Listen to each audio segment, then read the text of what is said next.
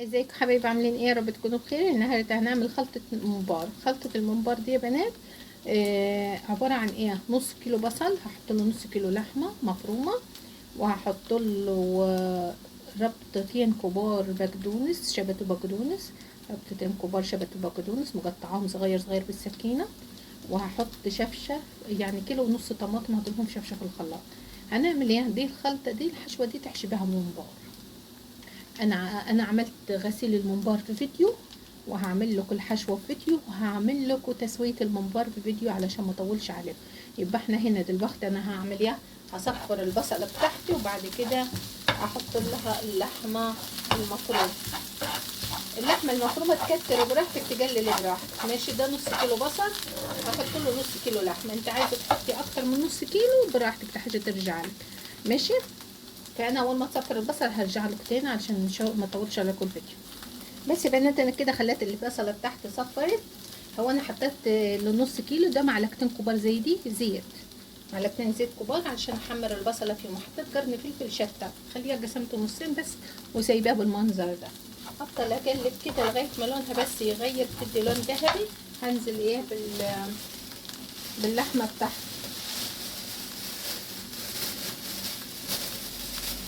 انزل بنص كيلو اللحمه بتاعي، اللحمه المفرومه اللي قلت لكم عليها، ماشي؟ عايزه تحطي اكتر من نص كيلو براحتك، انا حطيت نص كيلو بس. لو هتحطي اكتر من كده انت حره، ده حاجه ترجع. افضل اقلب فيه كده لغايه ما لون اللحمه يغير، وبعد كده نرجع مع بعض. كده لون اللحمه بتاعتي غير. هنعمل ايه؟ هحط نص معلقه فلفل اسود صغيره، نص معلقه صغيره فلفل اسود، وهحط معلقه كبيره بهارات شوي لحمه، بهارات شوي لحمه تجيب من عند العطار من السوبر ماركت، معلقه كبيره هنحطها،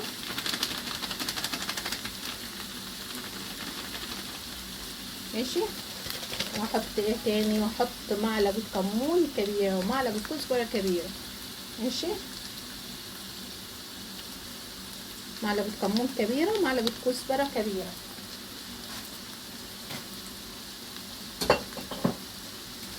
وهحط الملح بتاعي، انا هحط معلقه ملح وانتوا حطوا براحتكم، حطوا ملح كتير قليل، انا حطيت معلقه كبيره للكميه بتاعتي دي، وانتوا براحتكم. الملح تحطوه براحتكم، تحطوه كتير قليل براحتكم. بس كده هنفضل نقلب فيه لغايه ما ميه اللحمه تنشف خالص، ميه اللحمه نشفت خالص كده، ميبقاش غير الزيت بس كده. كده مفيش ميه خالص ولا اي سوائل، بصوا مفيش غير الزيت بس اللي احنا بنحمر فيه، ماشي؟ ريحتها يا بنات فظيعه، ريحه التوابل مع اللحمه مع البصله خطيره. يبقى نص كيلو لحمه حطينا له معلقتين زيت كبار، واول ما صفرت البصله، نص كيلو بصل قصدي، اول ما صفرت البصله رحنا نزلنا بايه؟ باللحمه بتاعتنا، واول ما قلبناها لونها غير كده وشربت ميتها، حطينا التوابل بتاعتنا عبارة عن معلقة كمون كبيرة، معلقة كزبرة كبيرة، معلقة ملح كبيرة، نص معلقة فلفل أسود صغيرة، وتوابل شوي بهارات لحمة معلقة كبيرة. معايا ايه تاني يا بنات؟ أول ما شربت ميتها كده وخلاص فلفلت معايا، نروح ننزل بالكيلو ونص طماطم اللي عاملينه عصير. كيلو ونص طماطم ضاربينه في شفشة في الخلاط وعاملينه عصير، عشان انا هعمل 2 كيلو ممبار، فعشان كده عامله كميه كبيره. هسيبه على النار، هسيبه يا بنات كده يشرب ميته خالص، ويرجع زي ما كنا حاطين اللحمه والبصله، ماشي؟ يبقى هسيبه كده يشرب ميته خالص، يسبق الطماطم مع اللحمه مع البصله، وبعد كده نرجع نشوف هنعمل ايه تاني مع بعض، ماشي؟ اي بنات انا كده اتشرب خالص الصلصه بتاعتي، سبكت الطماطم خالص، بصوا سبكت الطماطم مع البصل مع اللحمه.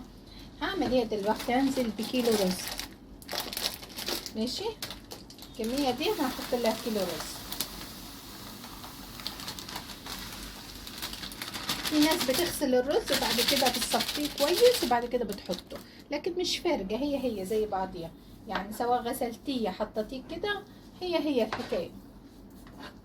عشان الرز زي المكرونه زي الشعريه نفس الحكايه يعني، يبقى نظيف. هقلب الرز وبعد كده هنزل بالخضره بتاعتي اللي هي عباره عن ربطه بقدونس وربطه شبت وبقدونس مقطعاهم بالسكين. هقلبهم كلهم وبعد كده ارجع له. اهي بنات انا حطيت الرز وحطيت الشبت وحطيت البقدونس وظبطت دقت الرز بتاعك كده. الخلطه بتاعتي لقيت عايزه ملح حطيت لها تاني. ماشي تظبط الملح بتاعك. هعمل ايه دلوقتي؟ سيبها تبرد وبعد كده هحشي الممبار بتاعي. وعامله لكم الفيديو بتاع الممبار في غسيل الممبار في فيديو، وادي الخلطه في فيديو، وهنسويه مع بعض في فيديو علشان ما اطولش عليكم الفيديوهات والناس بتزعل. يعني انتوا الخلطه دي انا هحشي بيها 2 كيلو ممبار. هوريهم لكم في فيديو تاني وانا بغسلهم، وهوريكم وانا بسويهم وبحشيه في فيديو. ماشي حبايبي، تابعوني على قناتي. باي. اشتركوا في القناه عشان القناه تكبر بكلكم. باي يا حبايبي. يبقى دي خلطه الممبار، خلطه الحشوه بتاعه الممبار، والفيديو بتاع الغسيل الممبار هتلاقوه على القناة، وهتلاقوا الفيديو بتاع تسوية الممبار ازاي على القناة برضو. انا قسمتها لكم على 3 فيديوهات. باي يا حبايبي.